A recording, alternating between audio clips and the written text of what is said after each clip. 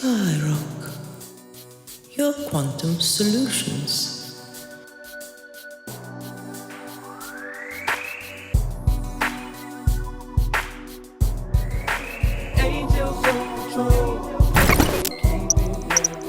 Hey everybody, what's up? It's Ashley Dite, and I'm here today with KINGZILLA on Thought Stream, brought to you by Skyciety. KINGZILLA, today we were going to talk about the big L word, love. You want to go ahead and take it off? Yeah, definitely. The L word, love, first of all, is a very powerful word, and it's been cheapened. It doesn't have the power that it should be because of how we use the word in our daily, everyday lives, right? How we phrase things. And you and I have spoken about this, like when you say you love pizza, or you love this movie, or you love that.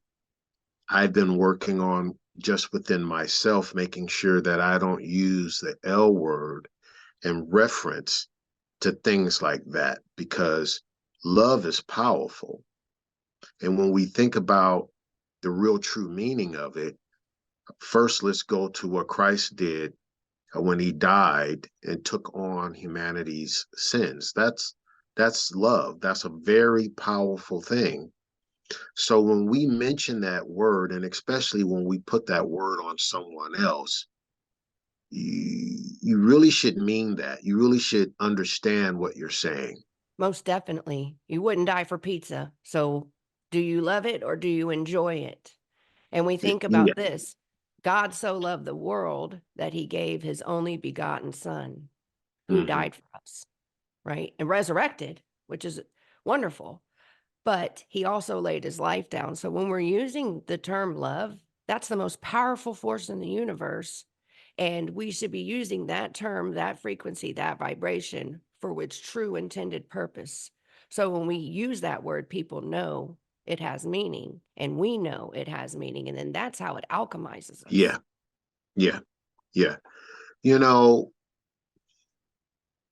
and that even comes down to relationships, Ashley, right?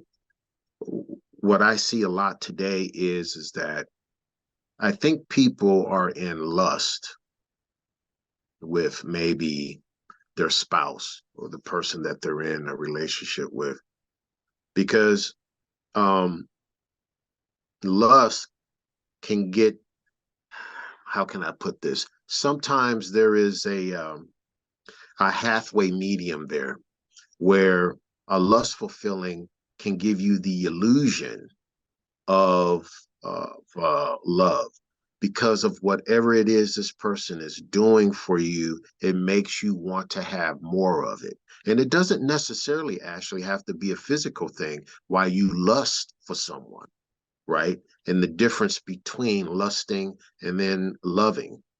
Okay, so a lot of people today get into relationships, and the relationships end rather quickly. They don't last. And they have all of these reasons using the word love, right, for why they no longer want to be with that person. So I've heard things like, for example, if he really loved me, then he would accept all these things about me. And some of these things can be really bad, negative things that are then brought into the relationship.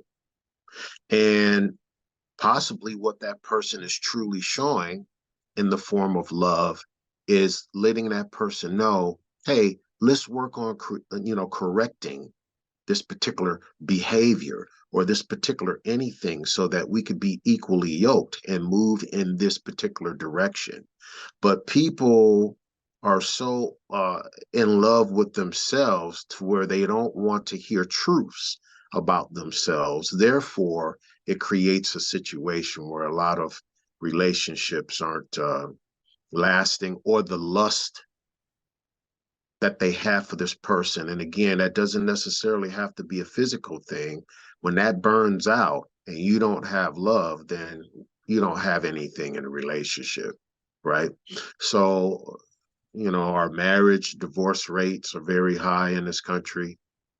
And I just think people need to come to terms to, especially what we're talking about right now, finding out what love really is, and I think that'll help them out tremendously in all aspects of their lives. Love is definitely a commitment. And we have the dating apps, which have really put a whole new culture out there. Off to the next, off to the next, off to the next, swipe left, swipe left, swipe left, swipe right. Oh, and they're always seeking, it promotes a culture where they're always seeking something better, someone better.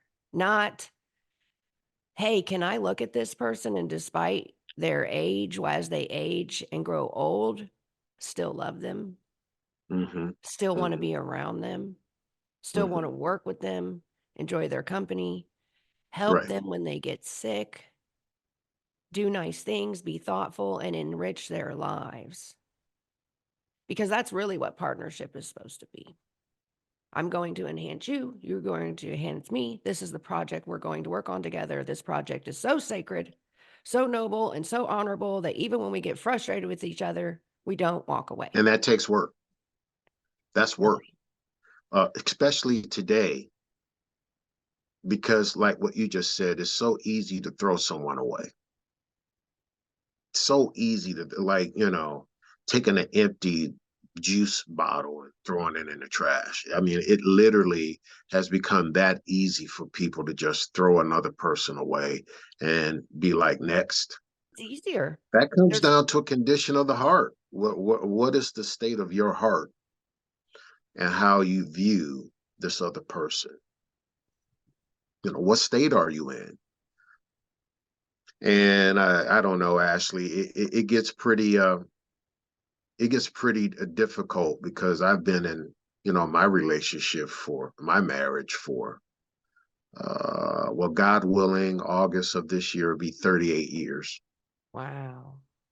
And right now, a person that, I work with at my job has been married for 50 years, 75 years old. And he's been married to his wife for 50 years. So, when we're at work together, he's talking to me about, things over the 50 years and his marriage. And there's just so many things when I hear this older man talk, I instantly can relate to in my 37 years, right? Going on 38 years. But how many people can you have a conversation like that with? That's in it, like in the trenches with it, the good and the bad. I can't have that conversation like I have with him with very many people, you know. Um, so I guess what I really want to get at is the conversation to help people to get there, like what you just said earlier, you know, uh, is this someone you can look at as they get old and still have love and empathy for them, sickness and health? Because when you stood at the altar and that, guy that married you said those words, for better, for worse, and sickness and health. I mean, those are some really deep, meaningful words that's being said. And then you say, I do. Then the other person says, I do. Yeah, man, that's some serious biz, right? It shouldn't be taken lightly, like, oh, this is going to be fun. And when times are not fun, it could be economics, it could be so many variables of what can bring something into the household that could really cause a serious disruption. Man, you're put to the test. Most definitely. See, nowadays, a lot of people are getting into commitments for reasons that are going to end up hurting them, whether it be money, stability, um, the looks, achievements. Oh, he's a doctor, or she's a model Mm-hmm. because of something that this person has done. But you've got to accept them as a whole and be willing to be there with them, even if that's taken away, Mm-hmm. even if Mm-hmm. something happens. Are you going to make sure that you've enhanced this person's life and been there for them through thick and thin? A lot of people just pack up and leave. Yeah, it's again, it's the situation of like you're disposable. Like that thing that I could just throw away in the trash when I feel you're no longer good for me, right? And it really does come back to this me thing within people, right? Uh, Being with you is not working out for me. And look, I know there's a total difference between someone beating up, putting hands on the other person in a relationship or being mental abusive, right? I understand that those definitely qualify for reasons to leave, because there's women that abuse men, believe it or not. Oh, yeah. Oh, you know, man. yeah. So it goes both ways. It really does. And so people have, they have reasons. Those, I mean, look, no one should be beaten up because um, you didn't have the dishes washed or you spoke your opinion on something that's supposed to be a 50-50 commitment. Or, substance abuse can also make a person's Mm-hmm. mind snap in a relationship that they come home, they're not in the right frame of mind. They're either juiced up on the alcohol or some type of drug. And now you just don't know what's going on. It's like this person just walked into your house. You don't know this person because substance abuse, Yeah. right? And now all of a sudden, man, you may end up in the hospital from taking such a fierce, uh, physical assault. So yeah, man, there definitely are those reasons why people have to leave. But but what I'm talking about is where people are just so selfish in their means of why, well, this person isn't good for me anymore. And when you really hear some of the reasons, you're like, that just doesn't sound justifiable. It's kind of like, well, what were you thinking before you said I do? You shouldn't have said I do. Right, right. You run into this also with the friend word, right? The one that you mentioned all the time, we give so much power to and set ourselves up for being hurt, really, because now that person has a level of entitlement that is owed to them, or you let them pass, then you don't expect as much dedication. It's very, very uh, precarious to enter into transactions with friends because you'll see really soon. If you haven't structured that friendship right into a proper business partnership with the right people, ain't your friend, right? Yep. And those are commitments as well. When you enter into those agreements, we're going to commit this project together. We're going to commit to it. We're going to put our all, our integrity, our nobility, our honor, all of our work into this.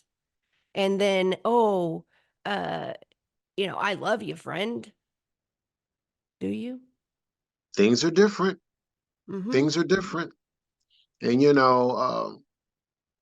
as we wrap this up, just again, coming back to the L word and all of this, you know, um, if attention is what you're seeking and you feel like you're missing something in your life, right? And you feel you need love, first seek God, man. Seek God Absolutely. because that is the ultimate love. And when you find that, you're going to find that the other means and ways that you was looking for love and to be liked and all this other stuff, you're going to find that what he offers is number one, and all this other stuff, man, you know, uh, yeah, you're not going to need that. Once you have that foundation right there, the right elements of everything else is going to fall into place in your life. And that's not saying that you're not going to go through some turbulent times and have bumps in the road. You are. That's part of the human experience for the state that this planet is in right now. The third stone from the sun is no joke, right?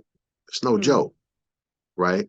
If you wanted to have it be a beautiful fairy tale existence, maybe you shouldn't have came here because it's so rough, so tough, as Roger Troutman used to say, man, out here.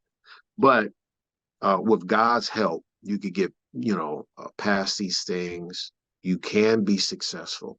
You can have a beautiful life. And yeah, that's pretty much what, in closing with this, I just wanted to share people. You can have a beautiful life. Stay in prayer.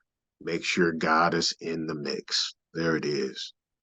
Most definitely. Thank you so much, Kingzilla. And thank you all for tuning in. We definitely want to hear more from you and hear what you think about the word love and friends. And we want to hear your input. Stay tuned for more. You can check us out at skyciety.space. We're on YouTube, Instagram, Facebook, and we'll be back soon. Blessings. See, I can teach you how to walk untouchable. I can teach you how to talk in scripture all alone. I can teach you what it means to live eternally. Only if you let me.